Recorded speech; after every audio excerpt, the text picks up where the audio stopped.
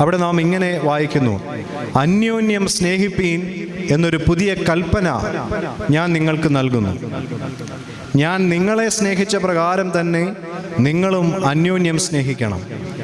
നിങ്ങൾക്ക് പരസ്പരം സ്നേഹമുണ്ടെങ്കിൽ നിങ്ങൾ എൻ്റെ ശിഷ്യന്മാരാകുന്നുവെന്ന് എല്ലാവരും അറിയും.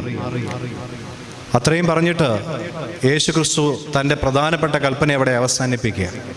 യേശുക്രിസ്തു പറഞ്ഞതിൻ്റെ പൊരുൾ ഇത്രയുമേ ഉള്ളൂ: നിങ്ങൾ എൻ്റെ ശിഷ്യന്മാരാണെന്ന് ലോകം അറിയണമെങ്കിൽ നിങ്ങൾ പരസ്പരം സ്നേഹിക്കണം എന്നാണ്.